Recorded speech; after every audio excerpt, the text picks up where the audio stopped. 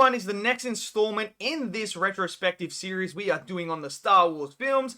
Now, Rogue One is a film that I think most people wanted to see because we've always asked the question about how did the rebellion actually get the Death Star plans? So that's what this movie tackles. We get the rebellion who go in behind enemy lines to take the actual plans to the Death Star in order to destroy this absolute mega structure of a planet-killing machine. So that's what we're going to do about. We have characters that we have been recently watching with some of the new content that's come out in Star Wars, like Andor the series. So we have Cassian Andor in here as well. He is a focal point, and we also get a new character that we introduced to Jyn Erso. So there's a lot here. We're going to discuss about it. I'm going to tell you guys if my thoughts have changed on this movie, where I would rank it, and everything like that. So let me know yours down in the comment section below. Smash that like button for me and click subscribe as well. And let's get into this deep dive of Rogue One.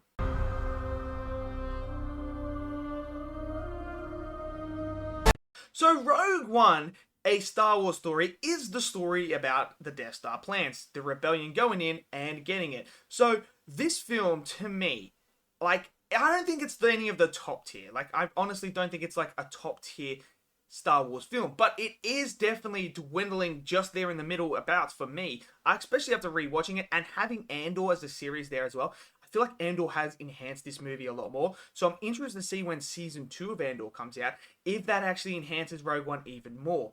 But what I really enjoy about this film a lot is we have our Star Wars films that we know and love, like the episodic ones. But this one felt very different from the other ones. This is more along the spy espionage sort of genre film that we haven't seen in the Star Wars franchise. So when we got introduced to this, it was great because it's refreshing. It's something different.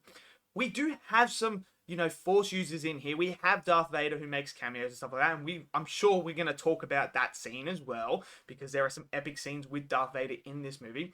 We also have the Will of the Force user guy in there as well. The blind guy who protects the temple that we see on Jeddah.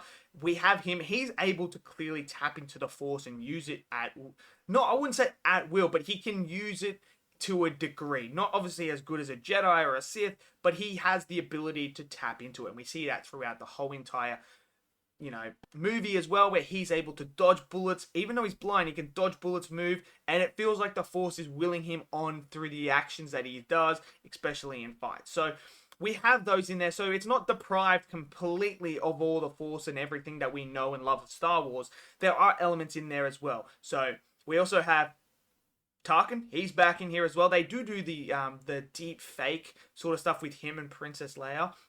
Upon rewatch, you can tell that it is deep fake because the expression on the face and that is not quite there like it is in the original trilogy and that. And it's it does like take me out now. Now that I've rewatched it, I kind of like see that and I'm like, okay, I can really tell now. At the time it was like, oh my God, that's amazing. But now it's kind of like, yeah, it just doesn't look right. But the story itself, I actually enjoyed this story a lot more on rewatch. I really do. Like, seeing the whole story of the birth of the Death Star and who actually helped create this Death Star. Like, obviously they had plans. We saw that in Attack of the Clones. They had plans for a Death Star. But Galen Erso is actually the engineer behind it. And his group of engineers who built this thing, who structured it, created it. But we have this story of him, being recruited by the Empire, realizing the Empire is evil. He has a turn and he wants to help the rebellion. So he puts in a message and actually puts in a failsafe in order for them to destroy the Death Star.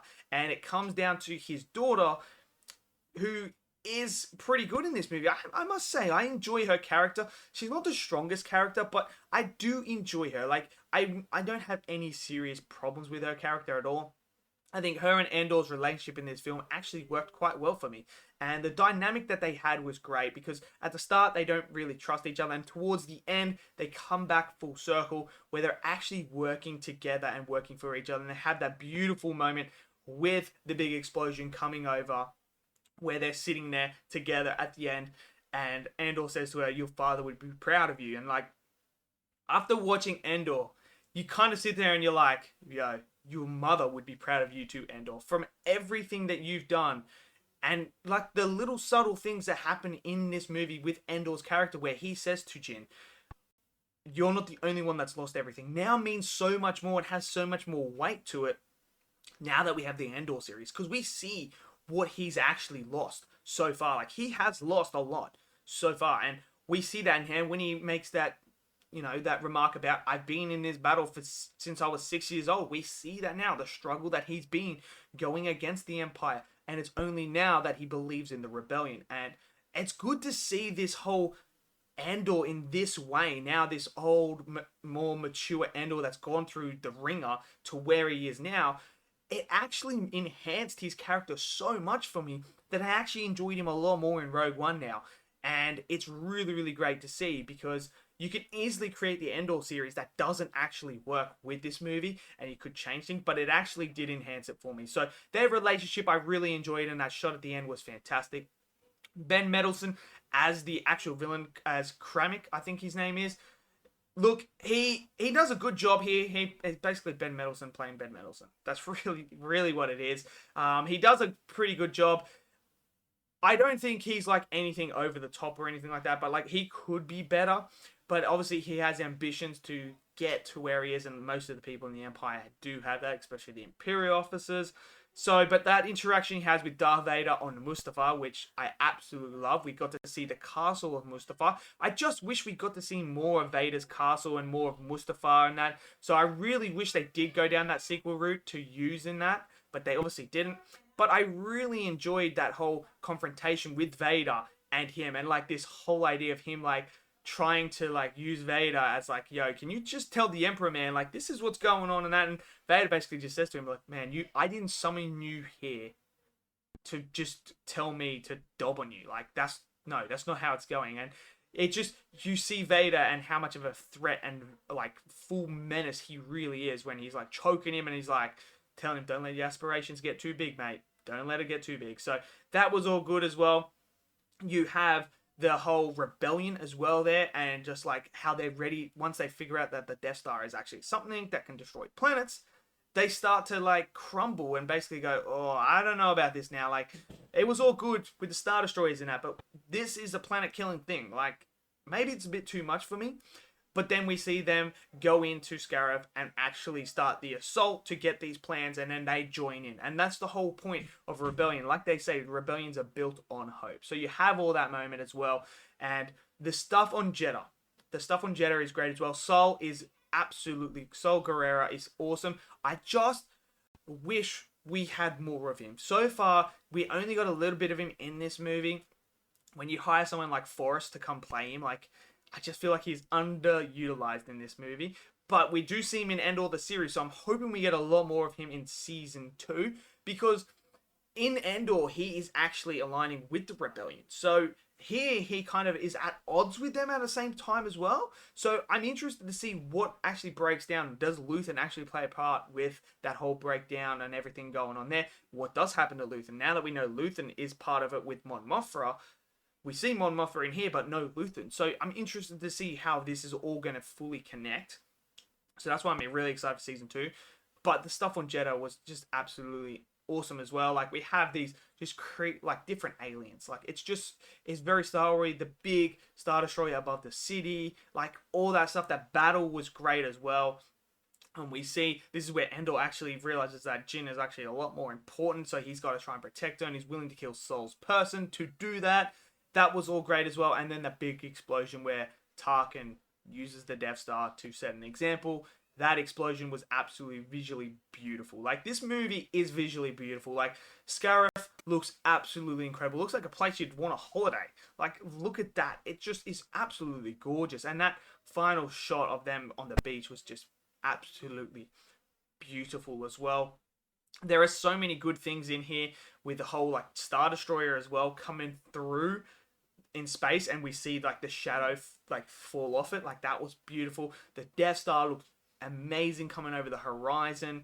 The Battle of Scarif itself was absolutely incredible. I really enjoyed that, and the whole getting behind enemy lines as well was really, really good and very effective in this movie. So I enjoyed that. We got some new characters that I fell in love with. So for me, it's actually very, very close to coming into the top tier sort of region, but there's just things that I think are better than this.